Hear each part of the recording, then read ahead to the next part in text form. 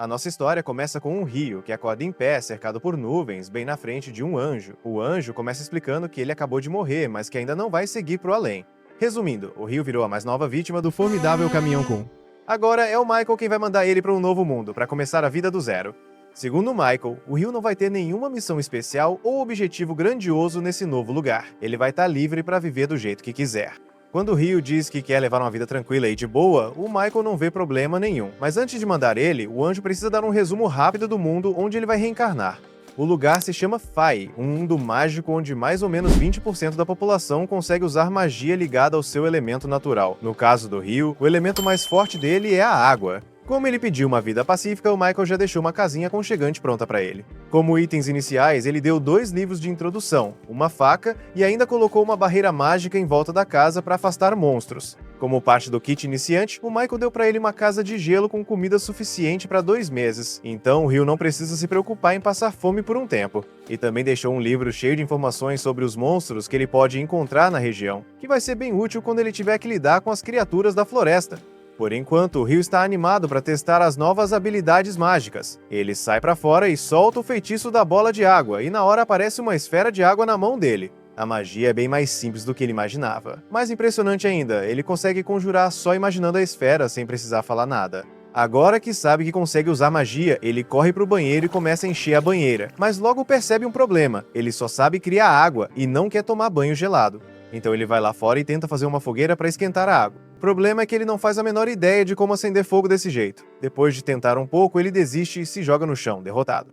Só que quando ele olha para o sol, tem uma ideia. Pega um balde, enche de água e começa a tentar comprimir o líquido, extraindo calor. Aos poucos, o gelo começa a se formar. Com mais um pouco de esforço, ele molda o gelo numa espécie de lente improvisada. Usando essa lente, ele concentra a luz do sol e consegue acender a fogueira. Com o fogo aceso, ele esquenta a água e finalmente toma um banho quente. No fim do primeiro dia, ele relaxa e aproveita o momento. Agora que aprendeu a criar gelo, ele se dá conta de que o contrário também deve ser possível. Se ele consegue tirar o calor da água para congelar, também deve conseguir adicionar calor e deixar a água morna. Mas isso vai precisar de prática. No dia seguinte, enquanto toma café da manhã, o Rio começa a pensar. Ele só tem comida para 2 meses, então logo vai precisar sair para caçar. Mas uma faca simples provavelmente não vai servir para se defender dos monstros da floresta. Então ele decide treinar magia ofensiva. Primeiro, tenta lançar uma bola de água num tronco de árvore. E funciona como ele imaginava. Mas percebe que um respingo desses não vai adiantar nada numa luta de verdade. Ele lembra que pode aumentar a força da água se comprimir a esfera e concentrar a pressão. A ideia é boa, mas ele ainda não tem controle suficiente. O jato de água mal é mais forte que uma pistola d'água de brinquedo. Aí o Rio lembra de uma coisa que o Michael disse antes da reencarnação. Magia depende muito da imaginação. Quanto mais clara for a imagem na cabeça, melhor o resultado. E o resto é treino. Depois de vários dias treinando direto, os jatos de água dele começam a ficar mais fortes. Ainda não o bastante para derrotar o monstro, mas já é um bom começo. Ele também aprende a criar água quente e agora pode tomar banho morno sempre que quiser. O controle de temperatura ainda tá meio ruim, mas ele segue praticando. Na manhã seguinte, resolve treinar magia de gelo de novo. Dessa vez, tenta formar gelo direto do ar. É bem mais difícil e leva quase 3 minutos, mas ele consegue. Só que, diferente da água, o gelo é bem mais complicado de lançar com força. O treinamento de combate ainda não tá rendendo muito. Nenhum dos feitiços que o Rio inventou tem força real. Mesmo assim, ele continua se esforçando por horas, sem parar, até cair de exaustão por falta de mana. Percebendo que chegou no limite por hoje, ele decide descansar. Mas no dia seguinte, assim que recupera a energia, volta a treinar com tudo. Essa rotina vira o novo dia a dia do Rio. Nas semanas seguintes, com todo esse esforço, ele já consegue criar gelo instantaneamente e agora tem um feitiço ofensivo confiável. Com seu set de magias ofensivas finalmente pronto e os estoques de comida começando a acabar, o Rio se aventura pela primeira vez na floresta para caçar. Logo de cara, ele encontra pegadas de algum animal e decide seguir. Isso leva ele até um rio próximo. Enquanto explora a área, o Rio encontra um pouco de quartzo na beira do rio. Dá para usar para acender fogo batendo contra o fio da espada. Ele também aproveita para pegar umas ervas desintoxicantes caso precise mais para frente, mas do nada ele ouve um rosnado forte vindo de trás. Quando se vira, dá de cara com um javali menor e fica paralisado. O bicho parte para cima dele, e como essa é a primeira vez que o Rio enfrenta uma situação de vida ou morte, ele entra em pânico. No último segundo, consegue se jogar para o lado e desvia por pouco da investida. Só que o javali não desistiu. Ele se vira para atacar de novo. Por sorte, a mente do Rio clareia bem na hora. Quando o javali vem para cima, ele cria uma trilha de gelo embaixo das patas da criatura, fazendo ela escorregar. Sem perder tempo, ele invoca várias pontas de gelo afiadas bem no caminho do bicho, e acerta em cheio, matando o javali na hora. Depois disso, o Ryu pega o livro de monstros para entender melhor o que enfrentou. Pelo que está no livro, o javali menor é o monstro mais fraco daquela floresta. Dá pra ver que o guia é feito para iniciantes, né, já que a maioria das criaturas listadas são bem básicas. Só que mais pro fim do livro, ele vê 2 páginas extras meio destacadas. Parece que tem coisa importante ali. Uma das páginas fala sobre dragões, criaturas absurdamente poderosas, capazes de destruir cidades sozinhas. O guia recomenda fortemente que se algum dia você encontrar um, a melhor coisa a fazer é correr. Tentar lutar seria inútil, mas ao mesmo tempo, fugir de um dragão também é quase impossível. Ou seja, encontrar um é basicamente game over. A outra página menciona seres misteriosos chamados Akuma, que seria um tipo de anjo caído, mas o livro quase não traz informações sobre eles. Só diz uma coisa, se você vê um, já era. No dia seguinte, o Ryu sai de novo para caçar. Mas enquanto está distraído, um falcão gigante assassino mergulha do céu e ataca de surpresa. A criatura usa magia de vento para lançar cortes afiados como navalha. Ryu não tem escolha a não ser fugir, criando rapidamente escudos de gelo para bloquear as lâminas de vento que vêm em sua direção. Ele sabe que falcões são inimigos extremamente perigosos e preferia evitar a luta, mas escapar não é uma opção, então ele decide encarar. Levanta a mão e dispara vários jatos de água, mas o falcão desvia com facilidade e vem direto para cima usando mais magia de vento. O Ryu consegue reagir a tempo, forma um escudo de gelo que corta o olho do falcão, fazendo a criatura cair no chão. Pouco depois, o falcão recobra a consciência, mesmo com o olho perdido para sempre. Ele voa para longe, mas antes de desaparecer, encara o Ryu por um instante. Aquele olhar deixa claro, agora é pessoal. Ryu suspira aliviado por ter saído vivo, mas sabe que isso está bem longe da vida tranquila que ele tinha imaginado. Durante a perseguição com o falcão, ele correu tão fundo na floresta que acabou se perdendo. Ele anda por um tempo até que escurece. Enquanto tenta achar o caminho de volta, ele encontra um lago iluminado e bem no meio dele está um Dullahan. E pelo jeito da criatura, ela já percebeu a presença do Ryu. Com o tempo, o Ryu vai melhorando suas habilidades com muito treino, dominando a arte de caçar e conservar comida sem grandes dificuldades. A magia de água dele ficou bem mais poderosa. Agora ele consegue invocar lâminas de gelo afiadas como facas e fazê-las caírem num instante. Até os jatos de água dele ficaram mais fortes, já cortam pedra com facilidade. Nesse ponto, ele se tornou bem habilidoso em combate, mas ele não treinou só magia de gelo. Desde o encontro com Dullahan, ele tem ido à floresta toda noite para enfrentá-lo. Curiosamente, o livro de monstros nem menciona esse tipo de criatura. Ou Dullahan não é considerado um monstro, ou é forte demais para estar num manual de iniciantes. De qualquer forma, o Ryu está determinado a encarar. Com o seu bastão de gelo, ele começa a lançar ataques, tratando o confronto mais como um treino do que uma luta de verdade. Mas o Dullahan é muito mais forte e habilidoso.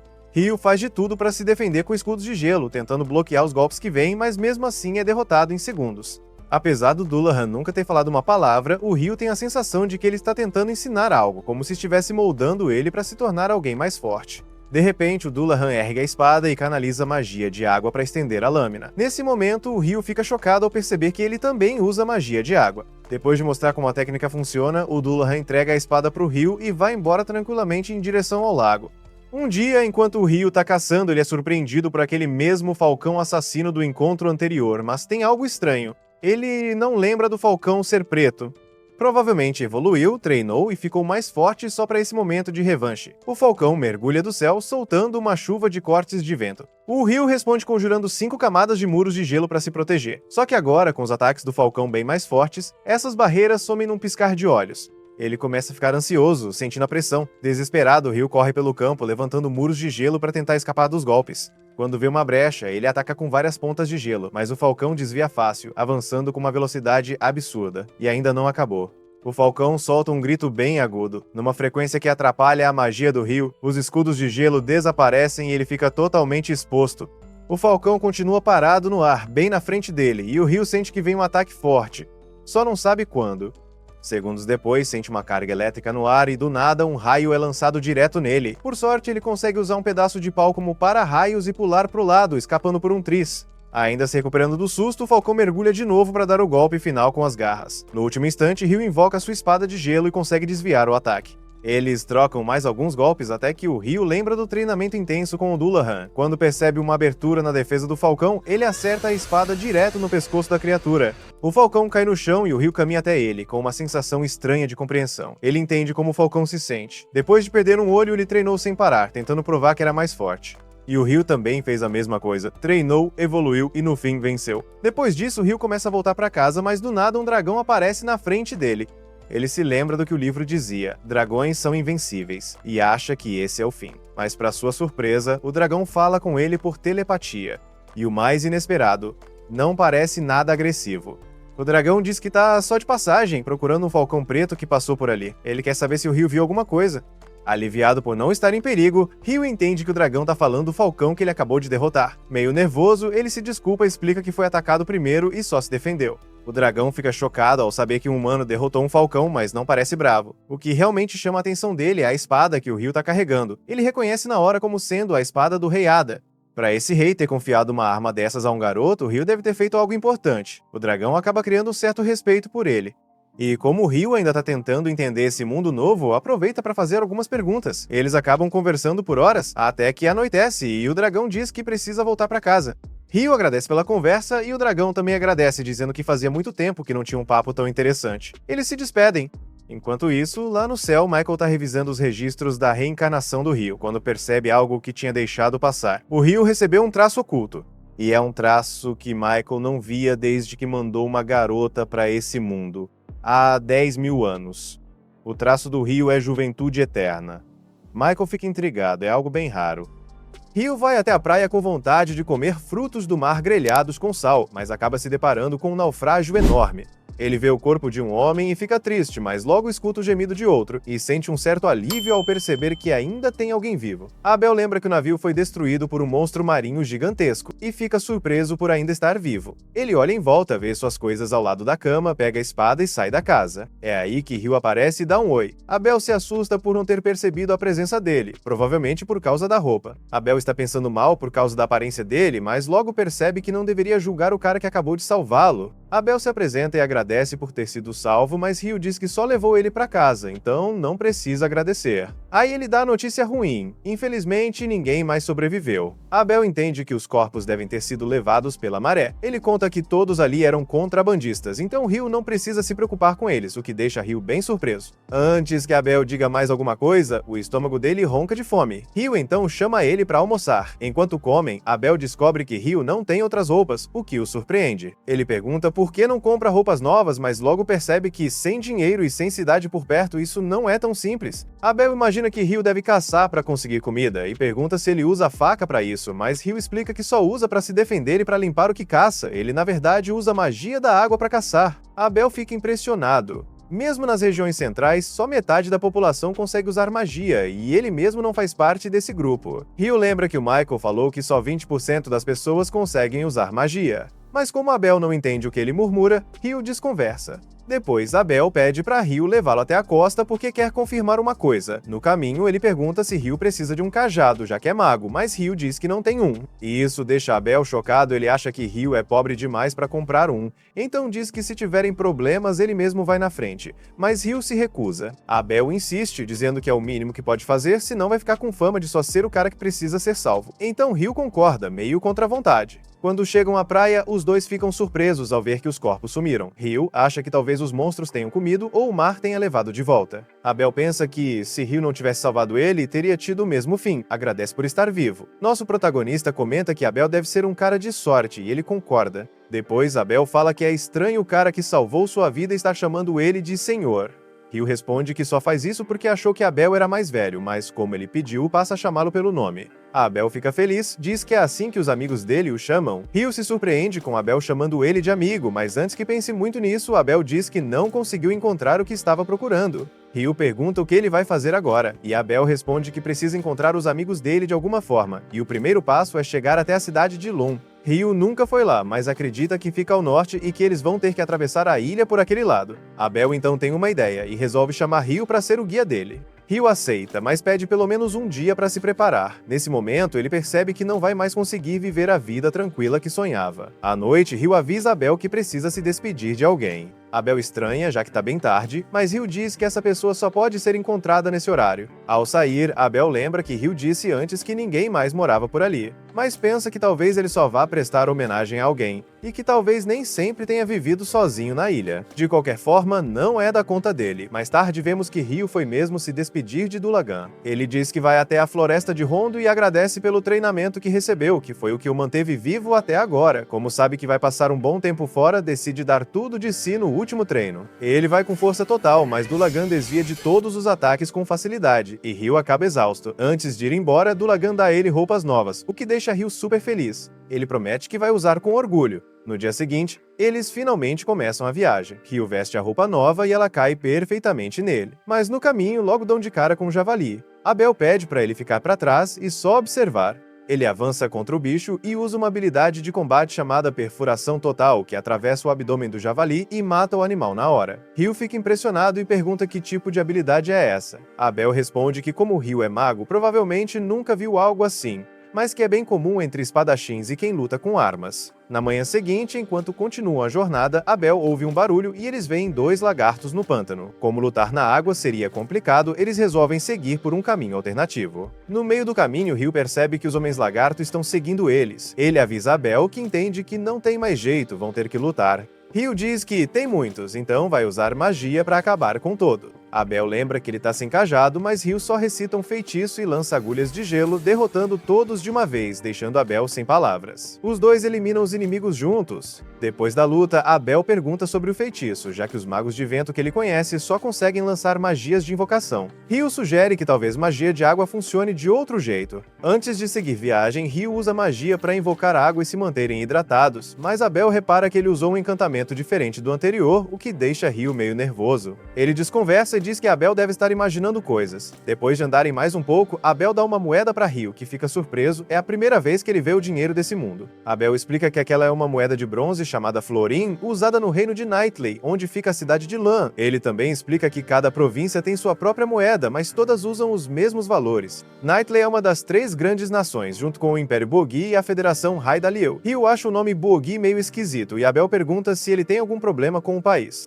Ryu responde que só acha o nome diferente mesmo. Aí comenta que o nome de uma nação é importante, porque as pessoas precisam se apresentar dizendo "Eu sou de Buogi", o que, para Ryu, soaria bem estranho. Ele admite que não gostaria de dizer isso, e Abel acha que ele tá exagerando. Depois de um tempo, finalmente eles saem da floresta, mas enquanto caminham, Abel percebe que uma pedra está se mexendo. Ele se prepara para atacar, mas Ryu cria uma parede de gelo e bloqueia o ataque. Abel avisa que estão cercados, acabaram encontrando um ninho de golems de pedra. Ryu fica surpreso porque achava que eles eram humanoides com braços e pernas. Abel pede para ele ficar onde está e corre para atacar com a perfuração total, mas o golpe não faz efeito, o golem se regenera na hora, deixando Abel chocado. Ryu pede para tentar algo e Abel deixa. Então ele cria várias camadas de parede de gelo, derruba tudo em cima do golem e consegue imobilizá-lo. Abel fica impressionado com a força da magia, mas Ryu comenta tranquilamente que só derrotou 2 até agora e pretende fazer o mesmo com os outros. Logo eles acabam com quase todos os golems, sobrando só um, mas esse último não se move. Ryu acha que eles talvez tirem energia da terra, e como esse tá virado de cabeça para baixo, não consegue se recarregar. Aí Abel nota uma pedra mágica enorme presa na parte de baixo dele e fica feliz. Ele queria coletar essas pedras dos outros também, mas infelizmente agora já era. No caminho, eles veem um hipopótamo gigante dormindo. Ryu pergunta se Abel quer derrotá-lo, mas ele diz que não tem esse tipo de ambição. Na verdade, é a primeira vez que vê um desses de perto, mas acha que é um Behemoth. De repente, vários Wyverns aparecem, e Ryu fica empolgado com a chance de assistir a uma batalha de monstros de camarote. Abel acha que o Behemoth tá em desvantagem, mas Ryu acredita que ele não vai cair tão fácil assim. E ele tá certo. Quando os Wyverns começam o ataque, o Behemoth se levanta e solta um rugido tão alto que derruba todos no chão. Ryu explica que ele usou anulação mágica. Mais tarde à noite, enquanto eles acendem o fogo para fazer a comida, Ryu brinca dizendo que estava esperando uma luta entre Abel e o Behemoth, mas Abel diz que isso não vai acontecer. Ele comenta que já ouviu falar de armadilhas em masmorras com efeitos parecidos, mas nunca tinha visto uma anulação mágica em ação. Quando ouve a palavra masmorra, Ryu fica animado e Abel pergunta se ele quer saber mais sobre isso. Ryu responde que gostaria muito de visitar uma por conta própria. Aí Abel conta que só tem uma nas províncias centrais e, com sorte, ela fica na cidade para onde eles estão indo. Ryu brinca perguntando por que Abel escondeu essa informação até agora, e isso deixa Abel um pouco na defensiva, diz que não sabia que ele se interessava tanto por masmorras. Ryu continua provocando, perguntando se ele escondeu mais coisas importantes. Aí Abel pergunta se ele conhece elfos e anões. Ryu responde que não. Então Abel explica que os anões são ferreiros experientes e também ótimos lutadores, e que tem alguns em Lan. Também comenta que só tem um elfo em Lan, já que o restante vive nas florestas e quase nunca saem de lá. Rio diz que é exatamente como ele imaginava, mas Abel desconfia, já que Rio nunca saiu da ilha. No dia seguinte, Rio segue guiando o caminho e diz que do outro lado da montanha deve ter um vilarejo humano. Abel pergunta como ele sabe disso, e Rio lembra de como o dragão contou tudo pra ele. Só que ele diz pra Abel que é melhor não saber e chama sua fonte de informação de algo além da compreensão humana. Enquanto caminham, de repente eles sentem uma presença vindo por trás. Um grifo gigante aparece, deixando Abel completamente paralisado de medo. Mas Rio age rápido, tira um pedaço de carne da mochila e joga no ar. O grifo pega a carne e vai embora voando. Os dois ficam aliviados por estarem vivos. Abel comenta que travou completamente e Rio admite que se tivessem tentado lutar, não teriam vencido. Abel acha que eles não têm chance contra monstros assim e percebe que quase não se ouvem relatos sobre grifos ou berremotes há séculos. Algo está estranho naquela região. Rio acha esse comentário meio rude e diz que talvez os humanos só não estejam procurando o suficiente. Abel concorda que talvez as montanhas congeladas estejam mantendo essas feras longe das áreas humanas. Mais pra frente, Rio lembra que os Wyverns que atacaram o Behemoth vieram justamente da direção que eles estão indo agora. Logo, eles avistam alguns Wyverns devorando uma presa. Abel comenta que não podem enfrentá-los, já que normalmente seriam necessários uns 20 aventureiros experientes para derrotar só um, e ainda assim com gente morrendo no processo. Rio pensa que, mesmo tentando evitar, mais cedo ou mais tarde vão ter que enfrentar esses bichos. Ele se pergunta se seria mais fácil lutar com eles em terra firme, e Abel concorda dizendo que usaria melhor a espada assim. Então Rio avança para a batalha e invoca várias lanças de gelo que acertam os Wyverns, e Abel finaliza com sua técnica de perfuração total. Mas os gritos atraem mais Wyverns. Rio lança um ataque de gelo vindo de cima, fazendo eles caírem, e Abel termina o trabalho. Depois da luta, eles recolhem pedras mágicas. Abel comenta que ainda não acredita em como foi fácil. Já Rio pergunta se por acaso Abel queria uma batalha de vida ou morte só para sentir adrenalina. Nesse momento, mais uma leva de Wyverns aparece, e os dois já se preparam para lutar de novo, sabendo que não tem outra escolha além de derrotá-los para seguir em frente. Depois de vencerem todos, finalmente chegam ao topo da montanha e ficam felizes ao ver um vilarejo humano do outro lado. Esse foi o fim do segundo episódio. Comenta a palavra parte 3 para mostrar que chegou até aqui. Assiste o próximo vídeo na tela, se inscreve e ativa o sininho para não perder o próximo capítulo. E lembra de assistir os vídeos até o final, isso ajuda muito o canal a crescer.